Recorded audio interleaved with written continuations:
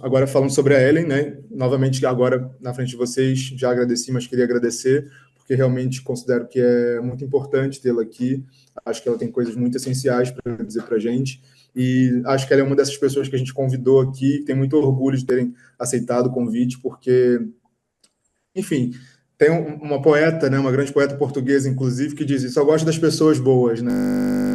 E eu sou um pouco assim, acho que é interessante ter pessoas boas aqui com a gente. E acho que a Ellen é essa pessoa. Lendo a mini bio, que eu acho que não diz tanto, e acho que ela vai poder falar muito melhor do que eu, mas faço questão de dizer. A Ellen Pirela Sou é artista, escritora e ativista indígena. Desenvolve práticas que cruzam arte, performance e pensamento decolonial, e atualmente vive em Portugal, como eu estava contando aqui para quem entrou e acabou ouvindo, onde realiza seu doutorado e projetos transdisciplinares. Hoje a gente convidou ela aqui para falar sobre travessias, perigos e contranarrativas. Ellen, por favor, a palavra é sua. Agradecida, agradecida, Natan, agradecida pelo convite, agradecida a Edna e a Adriana, que são as intérpretes, né? Também a Malu, a todo mundo que está aqui. Agradecida a cada pessoa que está também nessa sexta-feira junto, muitíssimo agradecida. E, bom, sem mais delongas, quando a gente está junto, né? Mesmo que virtualmente, a gente está junto. Então, seria bom que a gente se conectasse, que a gente estivesse junto numa mesma palavra. E quando eu começo a falar, no geral, eu trago uma palavra ancestral, ou enfim, uma poesia, um canto, um rezo de algum parente. E eu trouxe hoje um poema de uma parenta que também é uma poeta, que inclusive o livro dela também foi tema do Caprichoso esse ano, do Boi Caprichoso esse ano, que é a Trodoado Rico, que chama Tempo de Retomada, é um livro muito bonito. E eu quero ler esse poema para vocês, que ele tem tudo a ver com o que vai ser a nossa conversa hoje. E para a gente já ir entrando um pouco nesse clima juntos, né? Todos nós. Então, vou começar. Ele chama Retomada. Como você se atreve a nos chamar de pobres se foi você que tirou nossa terra? Como você se atreve a nos chamar de feios depois de ter violado nossas mulheres? Como você se atreve a nos chamar de preguiçosos se foi você quem nos matou de trabalhar? Não somos pobres, fomos empobrecidos. Não somos feios, fomos embranquecidos. Não somos preguiçosos, fomos escravizados e tutelados. Como você se atreve? Os antepassados lutaram pela nossa história, por isso buscamos reaver nossos nomes, a terra que nos foi roubada, a voz silenciada, o corpo ocultado, nossas belezas, nossos encantados, nosso povo, nossas vidas. Então, nunca mais se atreva a nos diminuir no seu espelho. Eu gosto dessa frase final, acima de tudo, né? Nunca mais se atreva a nos diminuir no seu espelho, porque é um pouco disso que eu vou tratar aqui hoje, que é a forma que a gente olha, né? E, bom, como o Nathan já tinha colocado aqui, fiquem à vontade, claro, para não colocar o rosto de vocês caso não queiram, mas quem quiser também vai ser um prazer vê-las, enfim. Mas caso não, a gente pode também interagir. Eu sei que talvez não seja exatamente a dinâmica, né, dos microfones fechados e tudo, mas se vocês sentirem vontade de falar e tudo, fiquem à vontade. Aí eu também tenho uma certa prática de professora e vou tentando costurar esse tempo para a gente também ter esse tempinho no final. Então eu vou partilhar aqui com vocês uma tela e vocês me digam se viram. Sim? Tá Sim, aí? Maravilha. Sim. só não está em tela cheia ainda. Vamos lá, vamos a isso, como se diz por aqui. Ah, pronto.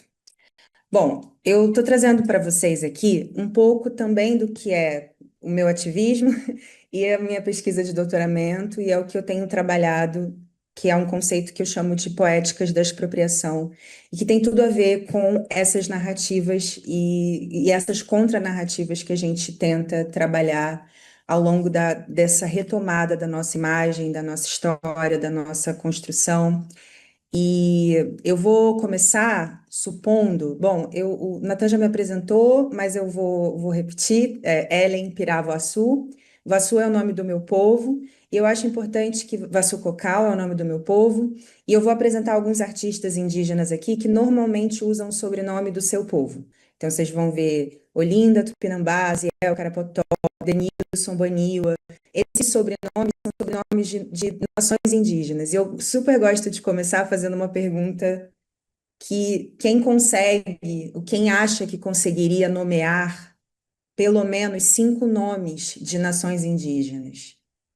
Se alguém contar assim, né? Às vezes sai 3, às vezes sai 2, né? É uma pergunta que pode ficar aí dentro da cabeça de vocês, mas só a título de informação, caso vocês não saibam, no Brasil nós temos pelo menos 305 nações indígenas e que falam 275 línguas diferentes também. Então, isso quer dizer que quando nós, pessoas que moramos nesse território brasileiro, né, quando nós, pessoas que vivem no Brasil, não conseguem nomear o nome de 5 etnias, de 5 povos que já viviam aqui, isso pode significar alguma coisa. E provavelmente isso é um perigo, provavelmente isso é alguma coisa que a gente vai investigar aqui juntos, né? Então, vamos a isso. Deixa eu ver como é que eu passei. Bom, eu começo com uma frase de um grande xamã da arte indígena contemporânea, que Jaider Esbel, que já se encantou há 2 anos atrás. Se encantar na nossa, para muitos de nós é o morrer, né? Como se diz o morrer. E ele fala uma coisa num blog que ele tem que me chama muito a atenção e quando eu li, aquilo bate muito diretamente em mim, e aí eu queria trazer isso para vocês também, para a gente poder discutir isso juntos e entender por que é que isso não é uma coisa, reivindicar isso não é uma coisa aleatória, né? Então o Jaider ele vai dizer: a forma como eu fui educado não foi nem de perto a primeira violência, é que o meu corpo não me pertence sem que eu veja como um alongamento de acúmulos históricos. E aí a gente vai dissecar essa frase ao longo do nosso percurso aqui.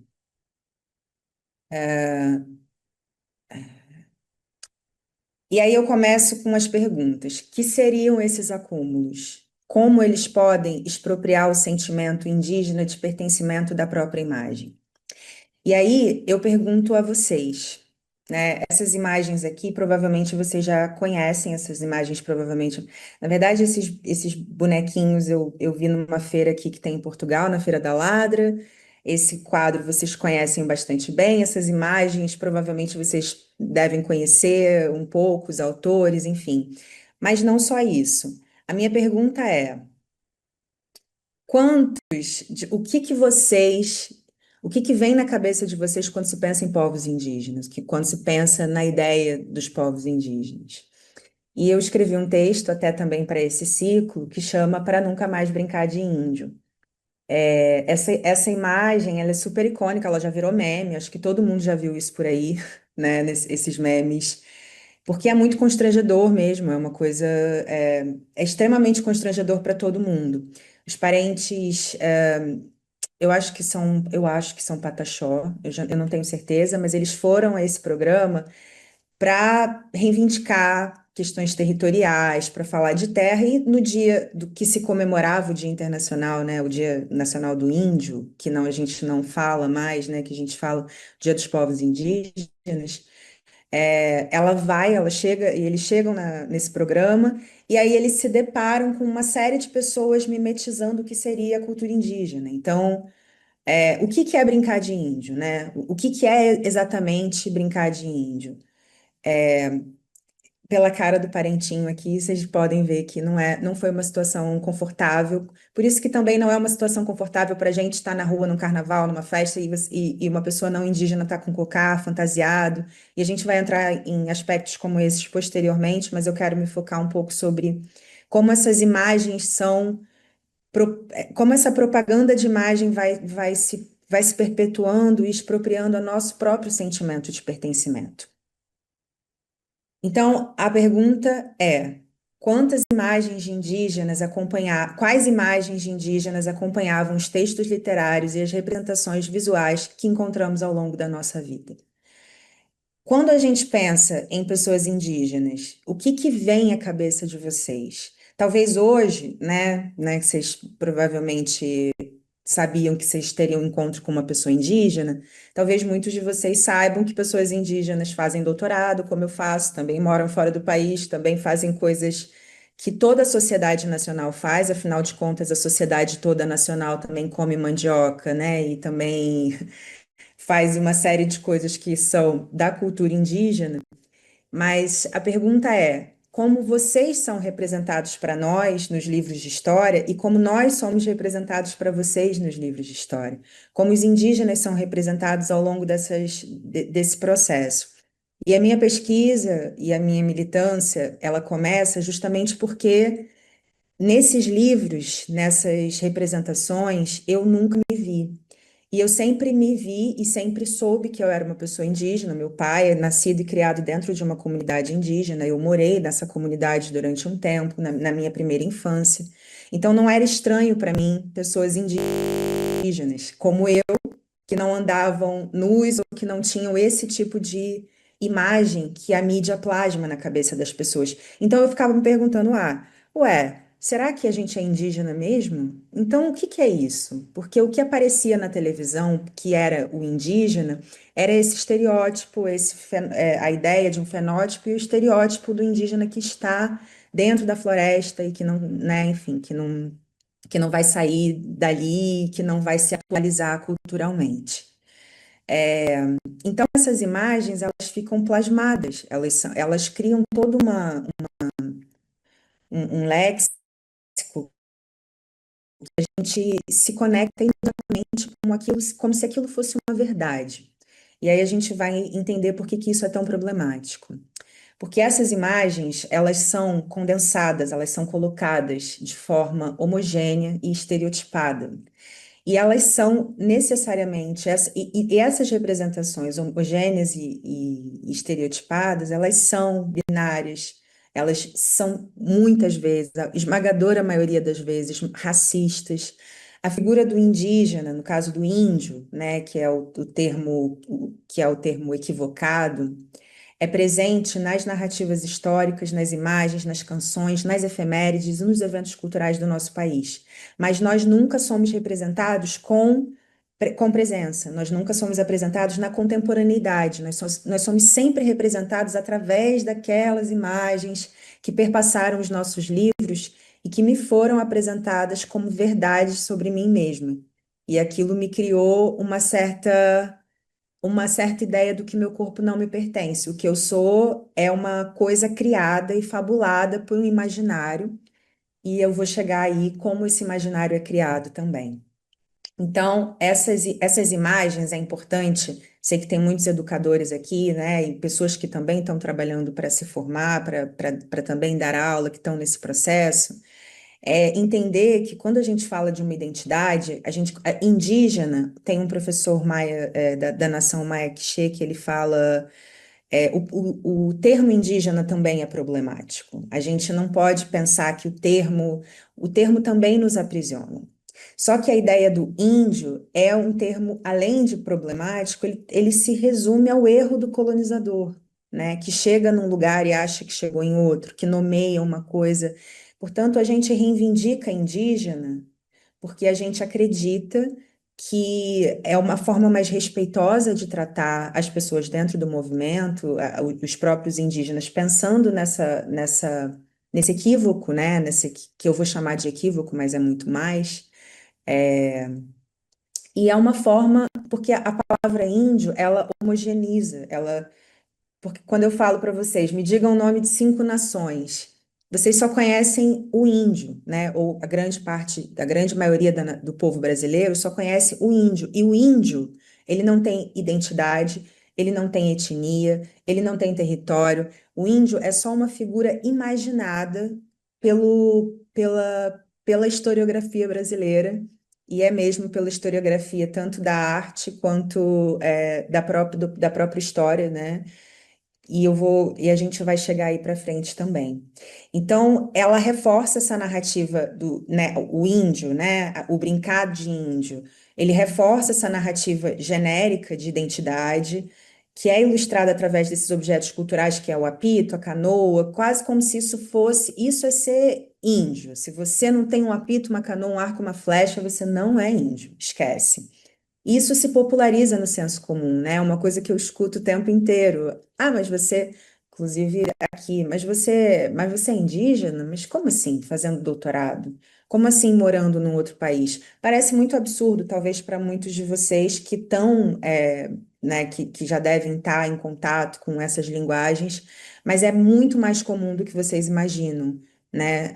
As pessoas olham para o meu corpo, por exemplo. Eu tenho as minhas charas, eu tenho meu cocá que está aqui na parede, que eu uso quando eu quero usar ou quando eu preciso usar, mas isso não me caracteriza ou não me descaracteriza enquanto parte da minha identidade.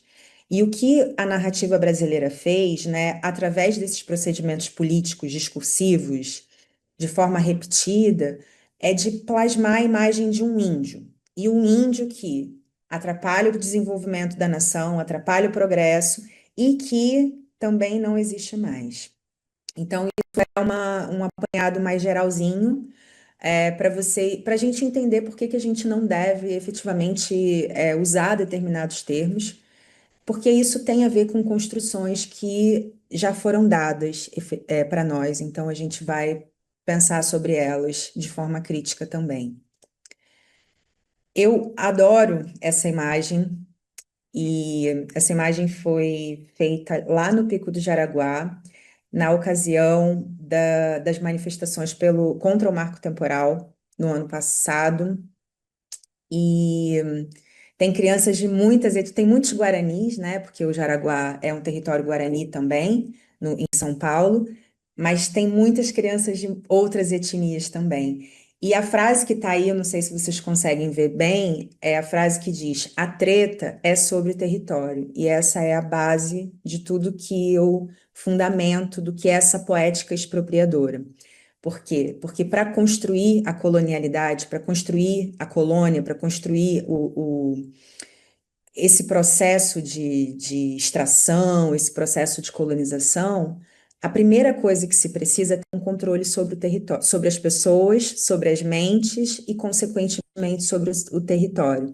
Sem o território, nada se faz, né? Então, a colonização começa necessariamente pela expropriação do território. Mas até expropriar o território, a imagem, o pertencimento, a dignidade, enfim, tudo vai sendo expropriado dos povos indígenas. Se eu estiver sendo muito rápida, podem me avisar. Se tiver qualquer coisa que não, enfim, eu estou sem acompanhar o chat, mas se precisarem de alguma coisa para mais urgente, eu estou disponível para responder. Então, eu vou fazer aqui duas conceituações básicas para a gente entender o sentido de território. Porque parece uma coisa óbvia, né? Mas o território é uma palavra que já é da língua portuguesa, portanto, ela já é uma palavra traduzida, e ela não tem o mesmo sentido que ela tem para nós, povos indígenas, do que ela tem para o Estado brasileiro.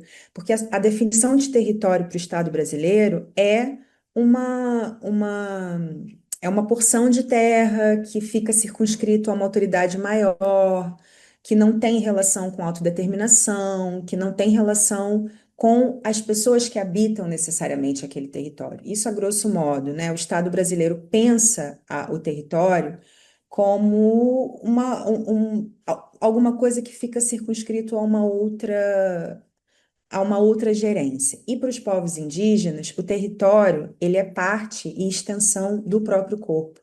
E ele tem uma relação fundamental com a nossa existência física e espiritual. Então, para nós, o território não é somente um espaço onde você está. É um espaço onde você está, é de onde a sua força emana, de onde toda a sua cosmogonia, de onde você vem. Então, vocês conseguem perceber? O território não é uma coisa burocrática. O território é parte da nossa própria vida. Portanto, expropriando o nosso território, se expropria também a nossa identidade, a nossa dignidade, a nossa cultura, a nossa forma de lidar. Portanto, essa diferença do sentido de território é muito importante de perceber, porque elas não são a mesma coisa, definitivamente. E é isso, e é por isso que a treta é sobre território, porque território para o Estado brasileiro é uma coisa e para nós é outra. Deveria ser para todo mundo, né? Mas o Gerson Baniwa, que é um antropólogo maravilhoso da nação Baniwa, já falei aí. Aliás, fica a dica, hein? Tô falando aqui do nome de alguns. Vamos fazer esse exercíciozinho, quem puder e quem quiser. Eu estou dizendo nomes de, de povos indígenas. Eu já falei Denilson Baniwa, já falei o que eu sou Vassu. Eu não sei qual é o sinal de Vassu. Eu acho, também nem sei se, mas estou falando com as meninas da Libras. Mas tem muito, eu sei que tem sinais diferentes, né, para cada povo. Mas anotem aí o que vocês identificam de nome de povo, tá? Nome de nação indígena, porque é importante que vocês saibam, que vocês reconheçam, que vocês, principalmente como educadores, porque aí é o primeiro lugar onde você não generaliza, é o primeiro lugar onde você diz: eu não sou indígena, eu sou Vassu, eu não sou índio, eu sou Baniwa. Percebem? Nós temos características culturais diferentes. Então, Gerson Baniwa, ele vai dizer que essa territorialidade indígena é um modo como um povo indígena se relaciona e interage de forma dialética com a natureza e com o seu território, compreendido como espaço virtual, não apenas para a humanidade, mas para o cosmos. Desculpa, como espaço vital, não apenas para a humanidade, mas para o cosmos. O espaço territorial é, portanto, mais do que uma referência cosmológica e simbólica, é a própria essência da vida, uma vez que dela depende toda a possibilidade de existência dos seres humanos como matéria ou como espírito. Aqui a gente já consegue entender o que é essa interação com o território. É dali que emana, é dali que vêm os nossos heróis, inclusive vivos ou mortos, as nossas memórias. O território não é uma coisa acessória, o território é parte fundamental da compreensão indígena sobre si mesmo, e que deveria ser uma compreensão coletiva, global, porque nós não somos diferentes do corpo da Terra. Nós somos a Terra, então nós não somos separados da Terra e do território. Onde vocês estão, onde vocês pisam, também é parte do que vocês são, né? Do que nós todos somos. Então, a gente chega aqui numa poética da expropriação, e eu vou fazer vou fazer aqui dois saltos, né? Primeiro eu vou falar sobre esse documento literário histórico que pretensiosamente, e eu acho uma grande pretensão da historiografia brasileira, de historiógrafos brasileiros, né? Chamar isso como de certidão de nascimento é assim, eu não sei. Eu acho muito complicado porque seria a Carta de Caminha, que foi o primeiro documento histórico literário que desdobrou, inclusive, para essas imagens que a gente conhece, a primeira missa do Brasil do Vitor Meirelles, ou o desembarque do Pedro Álvares Cabral, que foi, acho que foi o Oscar Pereira. Você vai ver uma série de imagens que remontam, que trazem essa carta. Então, essa carta, ela fica como o primeiro documento histórico e, de alguma forma, ela plasma uma imagem do que seria essa terra e do que seriam essas pessoas. Então, essa ideia de começo, de origem, elas atuam como descrições que pressupõem uma certa verdade universal, percebe? Isso tem um estatuto de verdade. E para mim sempre teve, e para quem tem mais, sei lá, quem é 30 a mais aí, como eu, 35, acho que 30 a mais, não precisa ser mais muito, mas viu nos livros de história muitos dessas imagens com textos históricos. Viu nos livros de literatura imagens como essa junto com relato, com textos literários. Ou seja, tudo isso nos foi apresentado como a história do Brasil e como a história dos povos indígenas. E isso nunca foi a nossa história, porque nós nunca pudemos contar. Inclusive, tem um provérbio africano que é maravilhoso, que ele diz que até os leões aprenderem a escrever, a história da caça vai sempre dignificar os caçadores, né? Enquanto a gente não aprende a ler, enquanto a gente não aprende a colocar ou a gente não toma essa narrativa vai ser sempre contada a partir dos outros. Portanto, essas narrativas são muito nocivas, porque elas vão nos trazer essa primeira expropriação simbólica. Porque quando eu, uma menina lá na escola pública que eu frequentei, abria os livros e via essas imagens, esses são os indígenas, eles acabaram, eu tenho até um poema que eu sempre digo, nós não somos herança, nós somos presença. Porque as pessoas costumam dizer, isso aqui é uma herança indígena, isso aqui não tem herança nenhuma, que ninguém está morto, né? Essa ideia de herança a gente deixa para quem morreu, né? Mas eu não preciso deixar herança nenhuma se eu estou aqui viva. Não tem herança nenhuma. A alimentação brasileira não é herança indígena, é presença indígena e afro-brasileira.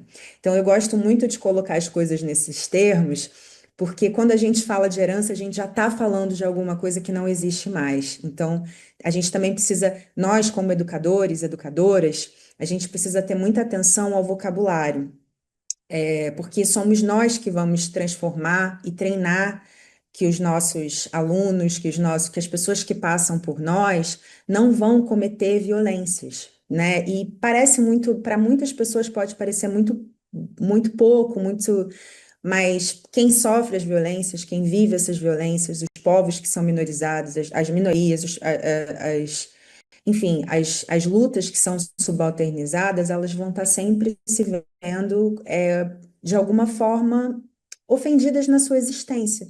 E caramba, se a gente pode, né, enquanto educadores, não, não, não ofender a existência de ninguém, melhor ainda, né?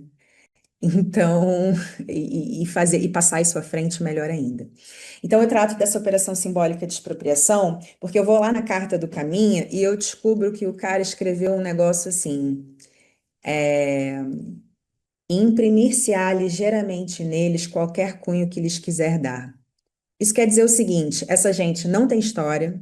Chegamos aqui e a gente vai fazer tudo que a gente quiser. A gente vai deixar. Eles são uma folha em branco. É quase um tratamento como se nós fôssemos folhas em branco.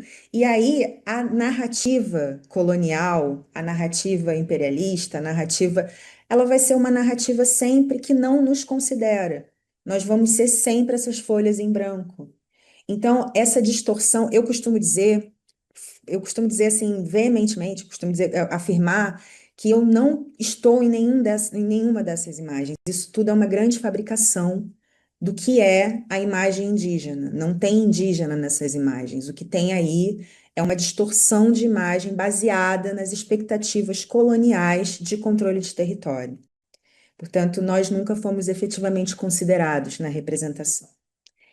E, passando adiante, que aí eu passo para, já dou aquele salto aqui, porque a gente vai analisar algumas imagens, olhar algumas coisas. E no século XIX acontece uma virada bastante importante, que vai enterrar a origem para fundar a nação, definitivamente. Então, o século XIX, ele é o período onde a produção e a propaganda do que eu considero ser uma poética expropriadora, ela foi basicamente realizada com suporte institucional, né, durante o Segundo Reinado. Então, com a proclamação, quando a República é proclamada, tem dentro do país um sentimento muito claro de se desvincular de Portugal, né, de criar uma ideia própria de nação, que fundasse a sua própria história. E como é que a gente vai fundar uma própria história, né? A gente vai ter que contar uma história, porque hoje em dia faz sentido que as pessoas contem suas próprias histórias, né? Só que esse não era o pressuposto. Inventaram uma série de histórias sobre nós e eu posso garantir para vocês que são histórias inventadas que não tem nenhuma base de verdade nisso, né? Embora tenha uma ou outra informação etnográfica ou coisa do gênero, não é exatamente aquilo que a gente considera o que faz parte do nosso autoentendimento, né? Então, por que que essa parte foi realizada Dom Pedro foi um grande mecenas, né? Acho que essa parte do segundo reinado, as pessoas provavelmente, vocês provavelmente já devem saber, que foi quando a gente também que se institui a AIBA, que é a Escola de Belas Artes, né? Academia Imperial de Belas Artes, e também o IHGB, que é o Instituto Histórico e Artístico Histórico e Geográfico Brasileiro, os dois no Rio de Janeiro, que eram então a capital, até então, né, a capital do Império. E Dom Pedro, com essa proclamação, ele vai dizer: bom, então agora a gente precisa fundar essa história. E como é que a gente vai fazer isso? Aí ele vai patrocinar, tanto que a fundação do IHGB, do Instituto Histórico Geográfico Brasileiro, está intimamente ligado a essa panelinha que eu chamo na minha tese, essa panelinha do imperador, esse grupinho do imperador, que ele de fato vai patrocinar para que essas ideias sejam efetivamente difundidas. Então, há efetivamente um diálogo entre arte, literatura e história. Elas não trabalham separadamente. E não à toa, nos meus livros de história, a imagem do Vitor Meirelles ilustrava o poema do José de Alencar, que ilustrava o livro de história. Então,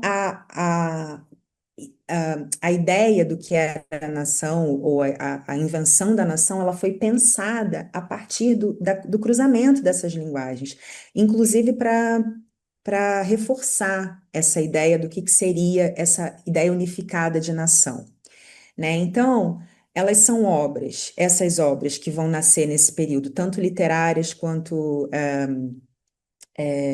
pictóricas, né, imagéticas, elas vão trazer um conjunto de imagens, e essas imagens, elas se apresentam como símbolos que legitimam o surgimento da nação e, junto com ela, a identidade nacional. Então, essas imagens, elas vão justificar, e quando eu digo que elas vão justificar, né, na minha tese eu faço um cruzamento das artes visuais com a literatura. O nativismo e o indianismo literário, por exemplo, do José de Alencar e do Gonçalves Dias, provavelmente vocês já ouviram falar do José de Alencar, provavelmente vocês já ouviram falar de Iracema, o Guarani, já ouviram falar de Gonçalves Dias, né, do nativismo, Minha Terra Tem Palmeiras. Gonçalves Dias, que eu considero que foi um parente, né, porque tinha mãe indígena, mas era um que fomentava essa poética expropriadora, porque ele sempre, o Gonçalves Dias, ele sempre dizia, nos poemas do Gonçalves Dias sempre termina assim: e ainda restam muito poucos, e os bravos guerreiros morreram. Era assim, era sempre um destino trágico, sempre mortos, sempre lutaram bravamente, porém morreram. Ele sempre deixava muito claro em tudo que acabou essa nação e está se construindo outra coisa. E o José de Alencar, ele tem umas narrativas completamente ficcionais e alucinadas, eu diria, porque são narrativas que fingem uma narrativa de contato pacífico, que reforça depois uma ideia do lusitropicalismo, né, que depois vai ser retomada, né, pelo Gilberto Freire para falar dessa colonização pacífica e tudo isso, mas o que que ele cria, né? Por exemplo, em Iracema, ele cria uma indígena que trai a sua própria aldeia, que trai o seu próprio povo e que morre por amor ao colonizador, entendeu? E aí, a morte dela nasce o povo brasileiro, nasce o filho da indígena com o português e, de repente, o povo brasileiro está aí. E a indígena morreu. Que curioso, né? Ficou o filho e o pai. E isso diz muito sobre nós, isso diz muito sobre a história, como a história é contada. Nós sempre estamos mortos nas histórias. Para nós não tem mais chance, assim. Eu tinha mesmo, era muito perturbador para mim, assim, abrir esses livros, porque eu ficava assim, gente, a gente está aqui, sabe? Tipo, minha família está em casa, meus primos chegaram semana passada. Como assim? Acabou, não tem mais. O que tem são os da Amazônia, né? E isso é uma loucura, porque os povos da Amazônia são os povos que tiveram contato mais recente, né? Os povos que estão ali no Nordeste, que estão na costa, né? Inclusive, aí no Espírito Santo também tem povos, né, indígenas e foram povos que foram apagados. Foram povos que, por conta dessa invasão, do contato, foram considerados aculturados ou foram considerados sem. Mas isso é uma grande falácia, porque a resistência sempre existiu, né? A resistência sempre aconteceu. Não à toa, em povos como o meu, do Nordeste, a gente tem rituais que são feitos em segredo, a gente tem coisas que ainda são feitas sem a presença dos brancos, por exemplo. Por quê? Porque isso é uma coisa ancestral, a gente não confia. A gente não confia que a gente possa mostrar efetivamente as nossas coisas, porque foram séculos de perseguição. Mas nada do que está no meu rosto ou do que eu faço fora da minha aldeia me caracteriza ou não como indígena, né? Isso é uma, isso é importante de colocar. Então, eu trago aqui algumas imagens que provavelmente vocês conhecem, acho que sim, acho que vocês já viram. Essa aí de cima é Moema, quem pintou foi o Vitor Meirelles, ela está lá no MASP. Depois a gente tem o Último Tamoio aqui embaixo também, do Rodolfo de Amoedo. E a gente tem Iracema, também do José Maria de Medeiros, e a gente tem a chegada de Pedro Álvares Cabral, também do Oscar Pereira. E aí eu queria que vocês olhassem essas imagens, e porque elas todas elas fazem parte de um grupo, desse grupo de imagens que eu estou falando, desse grupo de poéticas que expropriam a imagem indígena.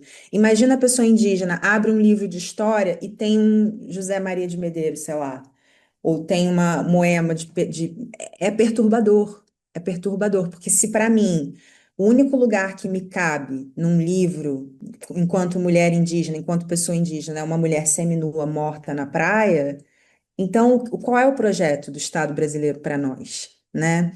Então, essas são imagens que são tratadas com o Estatuto de Verdade, que elas aprisionam a gente ali, porque a gente ainda, porque essa imagem foi amplamente divulgada, e não a minha cara, e não a nossa cara atual.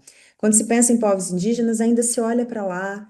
Muitos livros didáticos que eu estudei, muitos livros que eu já peguei aqui nesse país e no Brasil para ler, para estudar, para observar, recorrem a essas imagens como imagens pensadas como históricas, né? E tem pinturas aqui que têm estatutos de pintura histórica.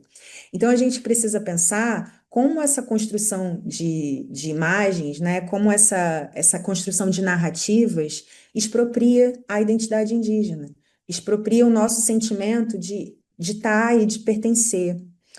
E aí o Bose ele vai dizer que é próprio da imaginação histórica edificar mitos que muitas vezes ajudam a compreender antes o tempo que os forjou do que o universo remoto para qual eles foram inventados, que é uma posição bastante parecida com é uma imaginação histórica e isso é uma invenção. E eu nego, né? O que eu quero dizer é que eu nego que são indígenas retratados aqui.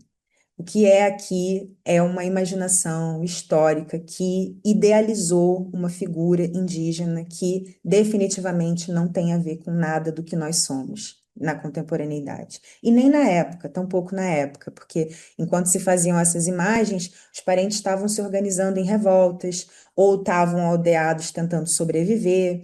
Portanto, não se olhava efetivamente, ou estavam naqueles processos, né?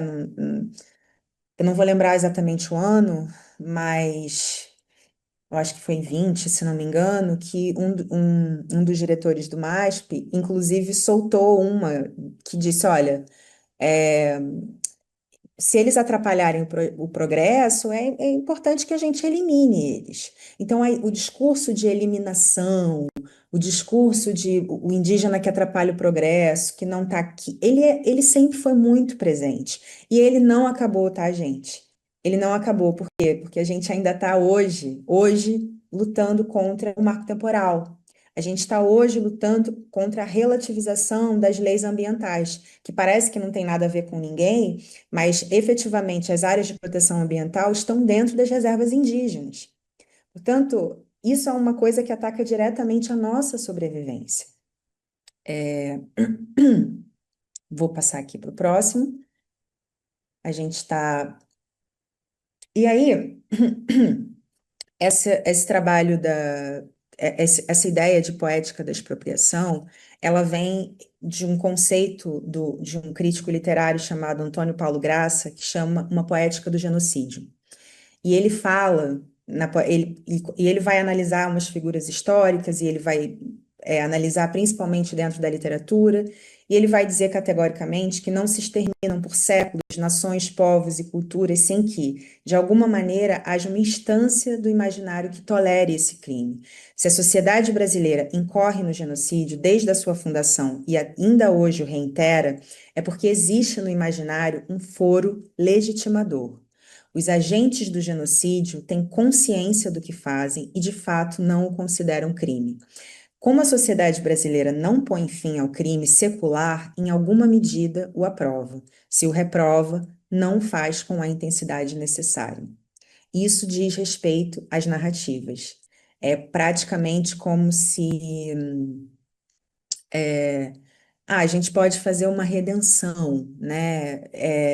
Ah, nasceu o povo brasileiro, né? Não, não é isso. O que de fato aconteceu foi um genocídio e que a sociedade brasileira ainda não admite isso nos livros de história, que a sociedade brasileira ainda não tira essas inverdades, né, essas invenções, e ela ainda incorre no genocídio, porque essas imagens, elas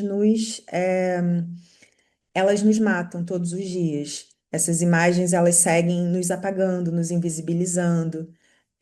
Então, portanto, é também um ponto importante a ser pensado. Então, vamos às coisas boas, que afinal de contas, né? Precisei fazer essa contextualização, que é fundamental, porque eu acho que é mais importante que tudo, para mim, que vocês tenham uma contextualização histórico-política, porque a gente não consegue acessar a gente não consegue acessar o pensamento de forma complexa se a gente não entende a formulação política de base, o que está acontecendo ali. Então, tem uma pensadora negra que eu adoro, que eu gosto demais, sou obcecada com ela, que chama Beatriz Nascimento. E ela fez um filme que chama Ori, que é muito bonito, que eu super recomendo. E ela fala, uma das falas assim que me pegou é que ela diz: é preciso a imagem para recuperar a identidade. A nossa imagem, e aí eu volto lá para o Jaider, lá no começo, quando o Jaider diz assim: a minha imagem não me pertence sem que eu a veja como um acúmulo como um aglomerado de acúmulos históricos. Percebem? A minha imagem não é minha. A minha imagem está na mão do cara lá do século XIX. A minha imagem está na mão da Carta do Caminha. A minha imagem está em qualquer lugar que não na minha mão. Então, eu preciso da minha imagem para recuperar a minha identidade. Então, começa a partir da década de. Principalmente a partir. Na verdade, é importante dizer que sempre existiu resistência, tá? Porque essa ideia de que os indígenas não resistiram e por isso, ou que eram preguiçosos e não foram, enfim, essas mentiras históricas são narrativas que criaram para que nos colocassem dentro dessas caixas imaginadas, né? Então, o que que a gente tem feito, principalmente a partir da Constituição Cidadã de 1988? E, mais uma vez, um contexto histórico fundamental para todos nós.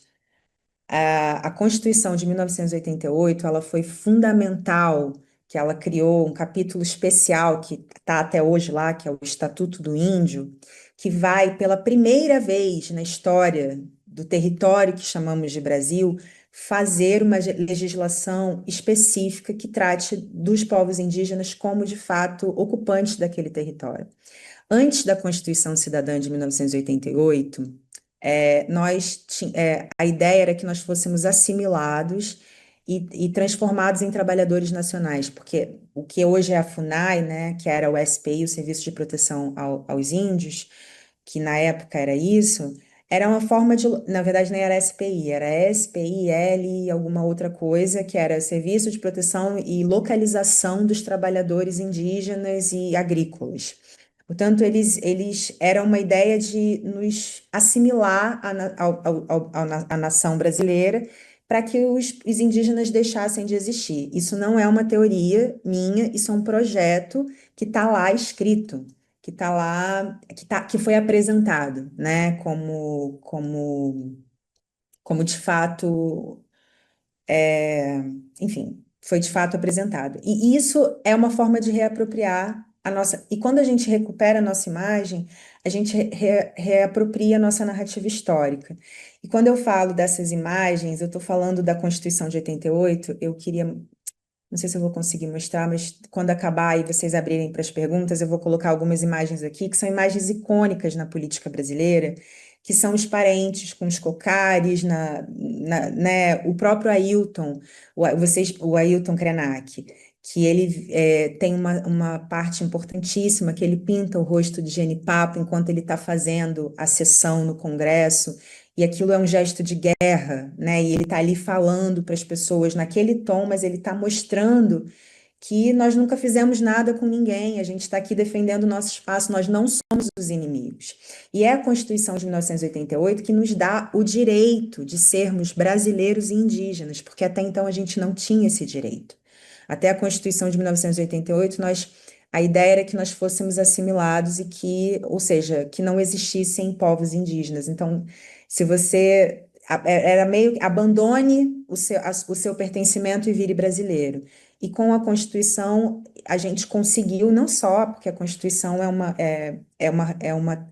é uma luta coletiva também dos povos indígenas que vem lá desde a década de 60, enfim, mas isso é um outro. Eu não sei se eu também estou dando informação demais, mas que são muitas informações políticas acerca do tema, porque acho que todo mundo sabe aqui muito bem que não tem como falar de terra sem falar de política, né? Não tem como falar de território, não tem como falar de floresta hoje sem falar de política, e a gente está vendo isso na prática. Então, a, tem uma frase da Olinda Tupinambá, que ela deu uma entrevista falando que a gente vai analisar aqui um trabalho da Bienal de Veneza, e ela vai dizer, olha, nós somos mais do que isso, tá? A gente está aqui brigando por território e tudo, mas a gente é mais do que isso. Então, é um alerta contra um reaprisionamento dessa imagem contemporânea também, para que a gente não fique aqui mimetizando a nossa imagem. Eu não sou o que esperam de mim enquanto indígena, eu sou o que eu sou. Então, eu não vou cumprir as expectativas históricas e generalistas. Os povos indígenas, os parentes artistas que estão hoje produzindo, eles não estão produzindo dentro dessa lógica, eles estão justamente contracolonizando essa imagem, né? Que tem um texto muito legal até do Denilson, que depois eu posso passar para do Denilson Baniwa, que eu posso passar para vocês aqui, e depois eu posso passar, enfim, para vocês lerem, que ele fala de erro de paralaxe, né? Que ele fala dessa ideia de que se apropriar da imagem, se apropriar da nossa alma, mas na verdade não era por aí. O que a gente quer é, de fato, desconstruir essas expectativas generalistas, mas depois eu passo para essa. Depois eu posso passar esse texto. E é necessariamente o que os parentes fazem nessas contranarrativas é desconstruir essa imagem mitificada e esvaziada, que vai dando lugar a uma construção de uma imagem contemporânea, espiritual e politicamente informada. Isso é muito importante, porque território também é espiritualidade e política. E, e aí eu apresento aqui essa obra, que acho que também é bastante conhecida, que também está no MASP, que é a natureza morta, do Denilson Baniwa. E essa imagem diz muito, né, gente? Vamos lá, é um território, né? Essas imagens aéreas de uma terra devastada já pelo agro, né? Uma terra devastada já pela monocultura, e ali tem a imagem de uma pessoa indígena deitada com um maracá. Enfim, a gente pode pensar em muitas imagens. Eu penso na imagem dos parentes assassinados, que é o que acontece todos os anos com a gente, né, com os nossos parentes. E quando o Denilson escreve Natureza Morta, ele não está falando só desse corpo, ele não está falando só desse território, ele está falando de tudo isso junto, né? Enquanto a natureza morre, nós também, que somos a natureza, morremos. Então, essa relação intrínseca entre esse território. E aí eu coloquei essas imagens em lado a lado, que elas também estão assim no MASP, e eu gosto muito dessa organização, porque isso também é uma contranarrativa. Isso também é olhar e dizer, bom, olha aqui o que que é o morto, né? Isso aqui é uma invenção histórica e isso aqui é uma invenção contemporânea, mas que está acontecendo agora, né? É um trabalho, é uma, é uma sistemática, é um sistemático apagamento, é um sistemático processo de esvaziamento, né, das subjetividades, do território, tudo isso. Fica muito claro aí o que que é um trabalho feito por uma pessoa indígena e o que é um trabalho feito sobre indígenas, que não tem relação exatamente com o que é, né? Então é importante que, para a gente escolher para os nossos trabalhos, para as nossas aulas, para as coisas que a gente vai fazer, que a gente, eu pessoalmente na minha tese, eu escolhi não colocar, eu estou comprando essa briga, de não colocar essas imagens históricas, porque eu não quero evocar essas imagens nas minhas aulas. Eu não quero evocar mais essas imagens. Eu não aguento mais olhar essas imagens. Eu quero que essas imagens desapareçam. E se elas não desaparecerem, que elas sejam muito bem contextualizadas. Então, como professores, a gente precisa mesmo ter essa compreensão de que a gente precisa contextualizar as imagens que são problemáticas. Preferencialmente não mostro e não trabalho, porque eu tenho muita riqueza e muita coisa para ver. Mas se essas imagens estiverem ali, elas precisam ser contextualizadas com imagens contemporâneas. E a arte indígena não é arte indigenista. A arte indígena não é uma arte sobre, é uma arte feita a partir desse próprio corpo. E aí a Naine Terena vai falar no catálogo do Xingu Contato, se não me engano, que eu peguei, que ela diz a questão que se coloca é o que muda quando as narrativas são tomadas, agenciadas, contra-informadas por aqueles que antes eram apenas personagens da história. O que vocês acham que muda quando essas narrativas são tomadas? Primeiro que a gente ganha muito, né? Porque o que vocês sabem, o que nós sabemos hoje sobre povos indígenas, sobre histórias indígenas, o que chegou até nós é uma coisa muito pouco, é muito precário, é muito escasso, né? Quando a gente assume o agenciamento, quando a gente assume da nossa própria narrativa, da nossa própria forma de estar no mundo, a gente deixa de ser personagem e começa a contar as histórias. Então, eu trouxe aqui, para a gente encerrar, já vou colocar as 3 imagens aqui, e, e aí eu trouxe aqui da Bienal de Veneza, da última Bienal de Veneza, o pavilhão brasileiro, que os curadores foram a Naine, o Gustavo e o Danilson. A Naine Terena, o Gustavo Caboclo e o Danilson Baniwa. E os artistas que participaram, que trabalharam, foram a Olinda Tupinambá, e a Olinda tem um trabalho incrível, justamente de se colocar como o trabalho da Olinda, como ela é performer, ela é cineasta também, e ela colocou ali algumas instalações, eles fizeram umas instalações com umas imagens dela, das entidades que ela traz, que vigiam um pouco a nossa relação com a Terra.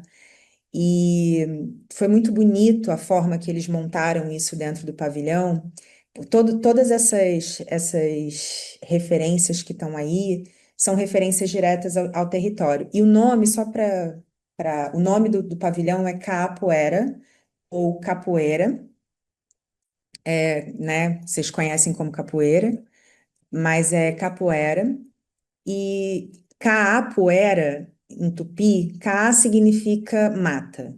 E poera é porque no tupi a gente não conjuga verbo. No tupi antigo não existe conjugação verbal. Então, poera seria aquilo que foi, sabe? Por exemplo, em São Paulo tem um parque, Ibirapuera, que é aquilo que foi uma árvore. Caapoera é aquilo que foi a floresta, sabe? Não é uma conjugação de tempo, é rama, rama é o que vem para frente, poera é aquilo que foi, né? Essa dimensão de temporalidade é bastante outra. Então, e capoeira também é como se chama a mata auxiliar depois que ela é queimada, né? Tanto para o preparo do solo quanto ela é a capoeira, ela é capoeira, né? E a capoeira também é um pássaro que se camufla.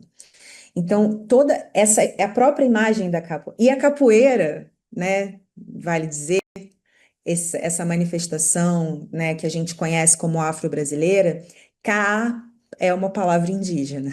Então, capoeira provavelmente é a junção dessas duas, é uma junção cultural. Por exemplo, no meu território, a nossa tradição é o toré capoeira. O toré é parte da nossa tradição, e tem toré de roda, toré de coco e o toré capoeira. E como meu território fica muito perto do território de Palmares, né, de onde era o Quilombo dos Palmares, tem uma influência muito forte da capoeira. Então, não é só, percebam como as identidades também se cruzam, né? O que é capoeira? Capoeira é a mata auxiliar, é a mata queimada que está sendo preparada para o próximo plantio. Capoeira é o pássaro que se camufla,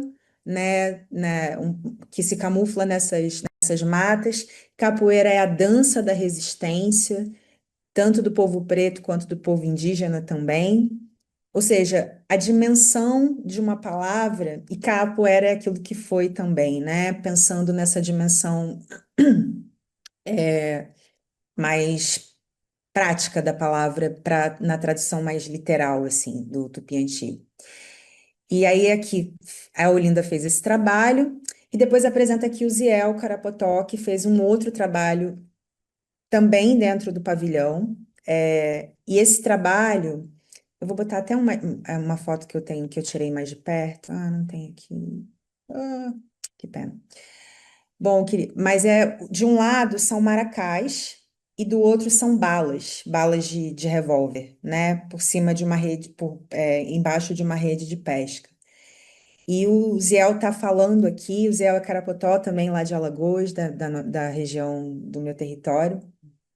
E o Ziel está falando justamente dessa dimensão de resistir, como a própria capoeira, como a própria mata, como o próprio pássaro, que está ali escondido, que está ali se camuflando, mas que também está trabalhando com a sua sobrevivência e com a sua resistência ao longo do tempo. Ao mesmo tempo que tem uma crítica bastante contundente aí, e talvez um movimento de reimaginar um futuro, né? O que que é esse embate frontal entre os maracás? Maracá é o nosso instrumento sagrado é o nosso instrumento. É isso aqui, são esses instrumentos que fazem esse som. E para nós é um instrumento sagrado, importante, poderoso para as nossas tradições, em contraposição a essas balas, né? É de fato um trabalho que representa a partir de uma outra perspectiva. E, por fim, Glicéria tupinambá. Eu coloquei aqui alguns parentes, eu foquei aqui no pavilhão da Bienal, porque são muitos, né? Mas eles tiveram esse destaque no último ano, então achei que valia a pena trazer. A Glicéria tupinambá, ela é a tupinambá não, de Olivença, não, da Serra do Padeiro. E ela tem um trabalho com o manto, que ela sonhou com o manto. Esse manto, é, enfim, ela é de uma família também que vem de uma família de pajés e tudo. E aí ela começa a construir, junto com a comunidade, a refazer esse manto. Ela sonha com esse manto. A Gricélia hoje é uma das pessoas que mais vem para cá, para a Europa, para ir atrás desses mantos e buscar essas coisas. Não à toa ali por trás desse manto onde tá a instalação da Bienal, tem uns outros que estão vazios, que são acho que os 9 mantos que estão aqui na Europa e que não foram recuperados, que não foram devolvidos ao território. e isso é uma discussão que não vou conseguir entrar aqui também, são muitas, muitas e muitas e muitas discussões para fazer, mas o que fazer com esses objetos, né, que é uma discussão que eu também estou fazendo aqui em Portugal, com os museus e tudo, que é o que que a gente está, como é que a gente quer estar dentro desses museus? Por que que a gente está dentro do museu como peça etnográfica e não como presença, mais uma vez, né? Então, ela vai dizer dessa dimensão, desse sonho que ela teve com o manto a partir do território, e ela vai trazer de volta essa identidade, ela vai trazer de volta essa peça sagrada e vai remontar a partir de outras referências dentro da comunidade. Atenção, aqui a gente tem uma dimensão de reinvenção da tradição cultural. Porque eu acho que é importante a gente dizer, eu gosto desse termo, acho que é do Newton Gonder, que ele, de trair a tradição, né? A ideia de trair a tradição. A cultura é viva, ela não é. Por isso que essa ideia do indígena plasmado, do trabalho, do passado, que está lá, que está morto, ela não é uma figura, não representa. O povo Vassu, que estava nos livros, né, sei lá, do século XIX, não é o povo Vassu que está lá hoje, né? Porque a gente está reinventando sempre, a gente tem as nossas tradições. Não esperem de nós que nós não façamos as mesmas coisas que toda a sociedade brasileira faz, né? Porque se todo mundo se atualiza, se todo mundo entra enfim, em muitas questões e faz muitas coisas, por que que nós não podemos, né? Então, a gente também tem a nossa tradição, mas a gente também participa desse, desse processo cultural. E aí eu termino por aqui, agradecendo ao Diabeté, para a gente poder entrar nas perguntas também, para conversar, para trocar as ideias. E é isso, eu acho que é muito como educadores, assim, eu acho que é importante a gente olhar para essas narrativas e perceber quem é que está narrando, quem narrou, sabe? Porque é isso, né? É a história do. A Toni Morrison, ela é uma poeta norte-americana, afro-americana, que foi a primeira a ganhar um prêmio, de literatura, uma primeira mulher negra a ganhar um prêmio de literatura, e que ela diz uma coisa interessantíssima que eu quero que vocês tenham em mente. As definições pertencem aos definidos. Desculpa, as definições pertencem aos definidores, não aos definidos. Ou seja, quem está me definindo a partir da sua ótica. A sua definição não me pertence. A sua definição sobre mim não me pertence. Então, o melhor jeito da gente trabalhar representação indígena é, de fato, com pessoas indígenas representando a si mesmo ou falando de si mesmos, né? Que a gente possa, enfim, multiplicar isso e tentar reverter um pouco dessas violências que não parece, né, que a gente fala que o Brasil é um país muito racista, muito com a população negra, e a gente não considera o apagamento e o racismo que os povos indígenas têm sofrido secularmente, né? Então, acho que também é importante que a gente tenha cuidado no tratamento dessas imagens e que a gente nunca mais brinque de índio. Não vamos brincar de índio. De jeito nenhum. O que a gente pode fazer é somar com as causas indígenas, é também estar junto politicamente, criticamente, reorganizando e remontando e trazendo de novo essas imagens e pensando essas imagens de forma crítica.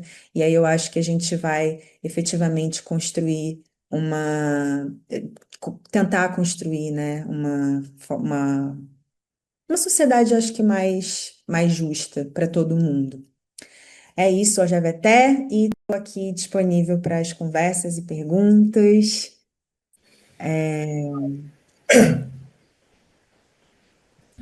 Poxa, Ellen, não tem nem palavras para agradecer, de verdade.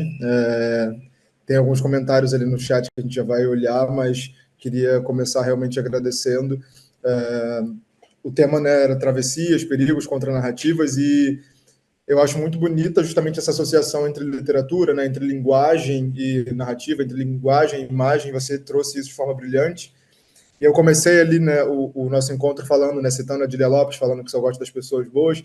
E eu fiquei muito emocionado, assim, te ouvindo em vários momentos, e isso tem acontecido no ciclo, e justamente por essa reunião de pessoas tão boas, que falam com propriedade, né, e que têm realmente uma preocupação com a educação a partir de temas, de assuntos, de vida, de experiências que realmente atravessam as próprias vidas, né? Então, quando você trouxe isso da linguagem e da linguagem ser uma violência, né, e de educadores precisarem realmente se observar a partir da linguagem, a partir do que a gente traz para a sala de aula, para os educandos, acho que isso me marcou muito, é muito importante, eu acho, como fala aqui, e só queria realmente novamente agradecer, assim, foi brilhante. Vamos abrir ali o chat só para a gente não deixar passar também, mas quem quiser, inclusive, falar alguma coisa, abrir o microfone para isso, esse é o momento.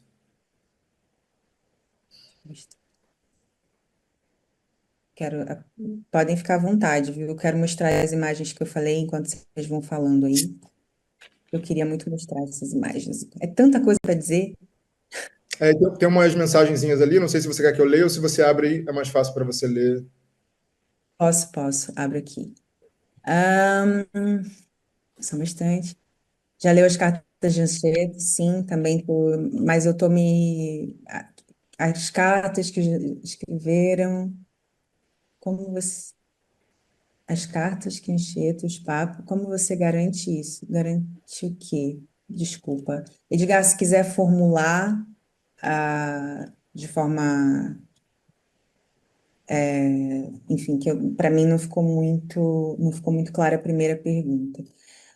Um baita privilégio estar assistindo a explanação. Obrigada, Júlia. Eu também fiquei pensando como chega ainda hoje nos livros de história, a distinção entre classes sociais, porque são muito irônicos que as crianças de escolas de elite tenham muito mais acesso a essa reformulação total, Júlia, total, total.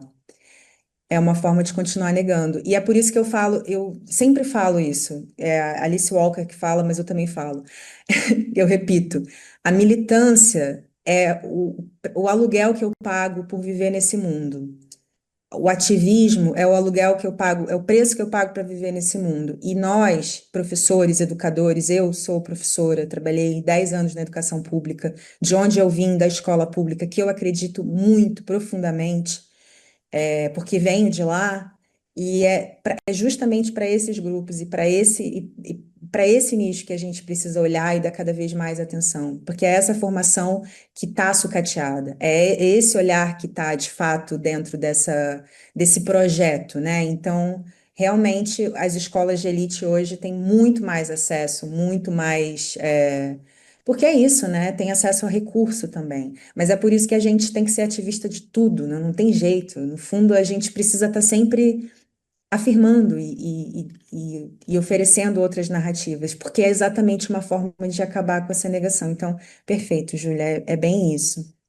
Essa do Denilson com a Moema, né? É maravilhoso, Natan, eu amo. E tem um texto da Cássia Borges Carajá, do Macu, que a Cássia escreveu um texto belíssimo também, fazendo uma comparação entre essas duas imagens que eu também estou usando no trabalho. Mas é uma comparação, achei assim genial também.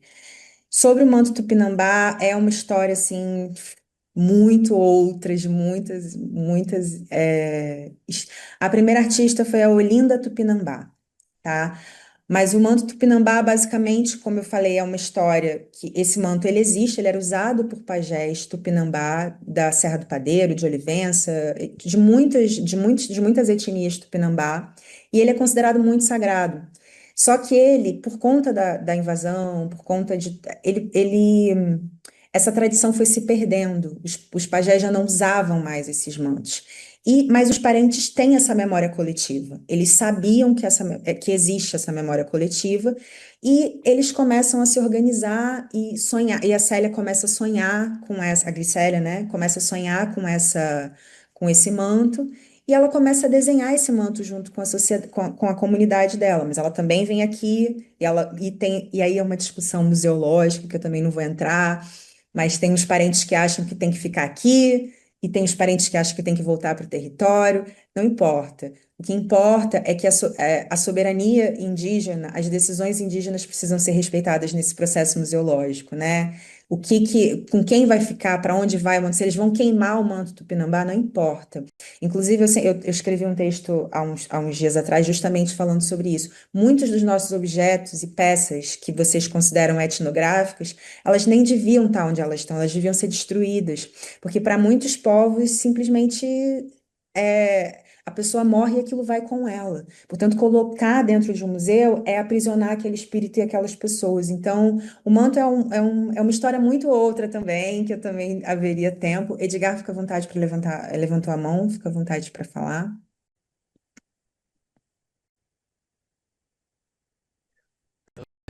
Hoje, e eu falando sobre uma as questão que estava falando antes era de interação com o que você estava falando, tá conseguindo entender? Não sei, vamos ver. Você pode falar, vamos vendo se eu consigo perceber. Tá conseguindo entender? Agora sim, pode falar. O que eu Não estava. coloquei antes estava sendo sobre essa questão do que você estava falando sobre o apagamento da memória. Uhum. E sobre isso Sim. eu estava falando que quando você falou que foi uma criação fictícia da história, que eu falei depois que é o romantismo e o naturalismo brasileiro, Uhum. baseado numa estética literária simbolista, Uhum. que significa que o que você falou que os indígenas foram em parte dizimados da sociedade. Uhum. Eu estava falando sobre isso. Ah, ok. Percebi. E aí depois eu falei que a reafirmação das estéticas é quando a própria arte, igual você estava reafirmando isso, Uhum. e a própria arte dominante que faz essa reprodução dessa questão, igual você colocou as imagens lá do dizimamento de morte dos indígenas, né? Um que fala dos indígenas 500 anos lá atrás e outro que você tá agora está embaixo contemporânea. E é Uhum. até a mesma coisa das mortes dos indígenas que você está falando. Aham. Isso. Eu tô. Desculpa, eu E o fiquei um pouco. manto Tupinambá aqui a história que eu escutei foi que é de uma aldeia do Espírito Santo, que o manto, ela foi na exposição que estava no Brasil, 500 anos na Europa, e viu o manto lá e achou que tinha que trazer de volta para o Brasil aquele manto Isso. que estava lá, porque aquilo é uma Uhum. divindade que tem uma vida própria e que é um meio de ligação Uhum. com o mundo espiritual e que aquilo não pode ser destruído nem queimado, porque tem uma vida e está aprisionada dentro do museu. E a discussão de se leva para a meia de origem, que se não, não é engano, é no Espírito Santo, né? Que no Espírito Santo tem os povos também que não batem e Uhum. que levaria para o Museu Histórico Indígena, onde levaria para o Museu Nacional para ter a preservação daquela arte indígena. Uhum. E que essa que eu estava Uhum. falando sobre essa Entendi. questão da arte Entendi. e mais do que a arte como um objeto de vida, de espiritualidade indígena. Isso. Uhum. Uhum. Entendi o que você tá recolocando esses pontos que eu coloquei aqui, né? E que sim, o que se faz com o manto tupinambá, o que vai se fazer, o que eu acredito é que o povo que tem que decidir. A hora que tiver um objeto Vassu, que aparecer um objeto Vassu, é o meu povo que tem que decidir. Não é na mão de quem. E eu queria aproveitar só para mostrar algumas imagens históricas para vocês verem que não aconteceu do nada, né? Não sei se vocês estão conseguindo ver aí. Dá para ver? Sim, estamos vendo. Estão vendo? Então, pronto, só para vocês verem que tem essas imagens são da Constituinte, são imagens históricas. Esse aqui é o Mário Juruna, também são imagens, isso aqui já é um pouco posteriormente, que ele andava, que ele era conhecido como o índio do gravador, que ele não acreditava na palavra dos brancos. Então, ele andava com o gravador e falava: o que que você está falando? Então, fala aqui, porque era o jeito que ele tinha para provar que se falava enfim, para garantir uma palavra. E essa aqui é a Tuíra Caiapó, que é uma outra imagem super icônica, super importante também, que ela enfiou o facão na cara do presidente da Eletrobras. Portanto, a gente tem aqui imagens que são também, não foram produzidas por nós, mas elas colocam o nosso corpo e a nossa ação enquanto protagonistas e não apenas espectadores. Isso também é bastante importante. Agradeço, obrigada, viu, Edgar, pelo comentário, obrigada a todas as pessoas pelo comentário, pelos comentários. Se alguém tiver mais alguma pergunta, A gente tem alguma só um último ali que a gente pode focar e encerrar por conta do horário, mas da Elaine Pinheiro, que ela pergunta, ela diz, né, Ellen, excelente sua fala, obrigada. Eu gostaria de saber como você vê os irmãos Vilas Boas na história do Brasil. Eu acho que a gente tem na história do Brasil, é porque é complicado a gente falar sobre versões, né? Sobre narrativas, sobre formas como se falam. Por exemplo, tem uma relação muito difícil com os textos do Darcy Ribeiro, por exemplo, que são textos fundamentais para entender coisas muito importantes sobre povos indígenas, né? Assim como Vilas Boas, por exemplo. Então, a gente tem a gente entende a necessidade e, inclusive, a pertinência dessas pessoas, desses trabalhos e de tudo isso, mas o que eu converso e o que eu trago dessa perspectiva é que a gente,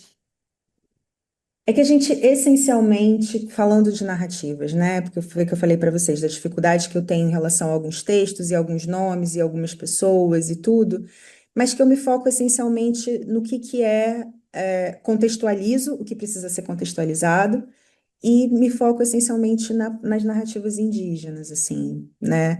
E uma coisa que eu costumo falar também, até sobre ativistas, sobre pessoas que são importantes, né? A gente falou aí há um ano, acho que foi há 2 anos, do assassinato do Bruno e do Dom também. A gente está falando sobre ativistas, sobre pessoas que fizeram parte da história e de uma forma ou de outra, mas os povos indígenas seguem apagados, né? A gente fala muito sobre aqueles que fizeram, mas as pessoas não sabem até hoje que existem lideranças indígenas até hoje morrendo e também lutando pelas causas, e a gente não tem a visibilidade que as outras pessoas têm, né? Mas dito isso, sim, a gente tem tanto parcerias, tanto desafetos e tantos entendimentos e tantos desentendimentos, porque é isso, porque é disputa de narrativa, né? É disputa do que a gente tá pensando. Então, eu não gostaria, não é uma questão de pessoalizar, sabe? Sobre um ou sobre outro, porque eu teria que fazer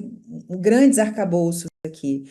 O que eu deixaria para vocês, enquanto professores, né, professoras, é assim.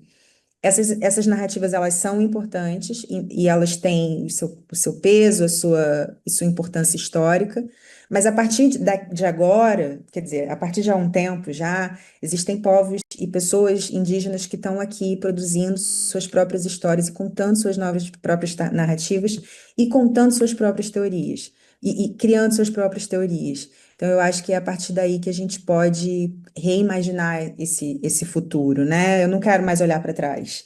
Quer dizer, eu vou olhar para trás sempre numa perspectiva de, de cuidar do que precisa ser olhado e precisa ser revisto, mas necessariamente a gente precisa priorizar falas, protagonismo e pessoas que de fato sejam indígenas, que estejam trabalhando para dentro da causa, né?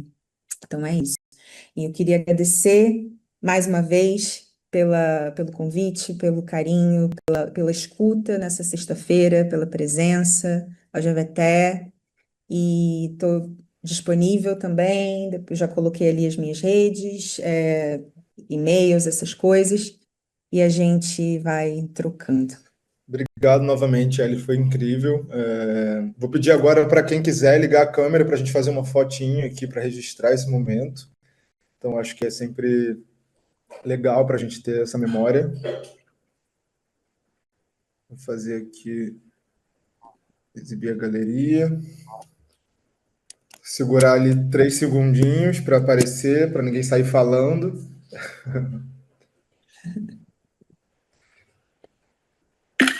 Perfeito. Então é isso, gente. Obrigado novamente. Obrigado, Ellen, novamente. Foi incrível e foi muito bom ter vocês aqui numa sexta-feira, né? Noite. Sei que todo mundo quer sair, já está no horário. Esse foi o nosso penúltimo encontro, né? Da primeira edição do ciclo. Na próxima quarta a gente vai ter o nosso último encontro. Quem vai estar aqui com a gente é o Jorge Mena Barreto. Então, Uau. pois é, o Jorge, né? Outra pessoa incrível, mais uma das pessoas boas que a gente deve se cercar. Então, realmente foi um prazer. Obrigado e até quarta, gente. Quer falar mais uma coisa, Adriana, Ellen? Adriana me colocou, disse que tinha uma pergunta. Não sei se é Desculpa. uma coisa muito. Tentarei ser breve. Com os meus educandos, eu friso que eu estou falando dos donos da terra, com assim, para nós lembrarmos que essa terra, mesmo forçados a vir da África, os meus antepassados, essa terra já tem dono. Então eu sempre friso isso e falo indígenas, os donos da terra. Estou correta? Eu não sei se eu não sei se eu colocaria no certo ou no errado. Eu não gosto dessa ideia de propriedade. Eu acho que essa ideia de Ah, propriedade já acabou, a gente já deveria implodir a ideia de propriedade. Nós não somos donos da terra, nós somos parte da terra e a terra é parte de nós. Nós somos, no máximo, os primeiros habitantes desse espaço, mas essa terra não é nossa, porque nós não, nada nos pertence, e é justamente contra esse pensamento colonial e imperialista de pertencimento, de quem tem e de quem não é.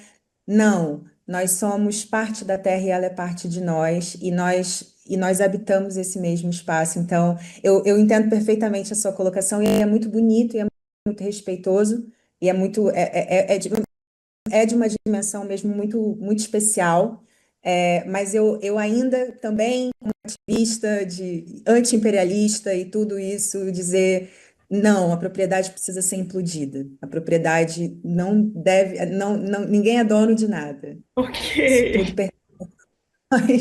não, assim, politicamente sim, mas a ideia foram os primeiros habitantes da Terra, né? Sim, se existe um dono, se existe uma propriedade, as terras indígenas são do Estado brasileiro, elas nem são nossas. Na Constituição, as terras indígenas são para usufruto indígena, mas elas são propriedade da União.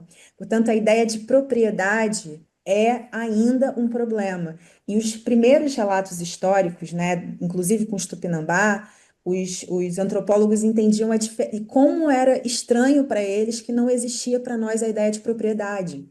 E é isso que segue para nós, assim, nós não somos donos de nada, nós pertencemos a isso. Porque se eu sou dona de alguma coisa, eu domino alguma coisa. E a nossa organização é mais coletiva, ela é mais horizontal, eu diria. Então, como a ideia de aquilombamento, né, como a ideia de é um espaço que a gente faz crescer, é um espaço que a gente faz florir, mas é um espaço que como todos nós somos perecíveis, nós somos tempo, daqui a pouco a gente vai embora. Eu não tenho esse corpo, né? Quer dizer, eu não sou, eu não, esse corpo não me pertence, ele vai mudando, ele vai voltar para a terra, ele vai ser outra coisa, ele vai voltar a ser terra. Não sei se eu estou sendo muito abstrata, mas é mesmo para implodir a noção de propriedade. Mas é muito bonito dizer sim, são os primeiros habitantes desse espaço, são as primeiras pessoas que estiveram aqui, mas estamos juntos defendendo essa terra que agora é nossa. O licenciamento ambiental, a questão contra o marco temporal, não é só nossa, essa terra também é de vocês, ela é de todos nós, por isso que a gente precisa, de fato, cuidar disso e olhar para isso com carinho. Muito agradecida Obrigada. pela pergunta, pelo carinho também, Adriana. Muito obrigada. Bom, é isso. Depois disso, eu nem tenho o que falar, né, gente? Vamos ficar com essa fala. E, novamente, muito, muito obrigado. Foi incrível, gente. Beijo, bom final de Bom fim de semana e até semana. quarta. Beijo. Tchau, tchau.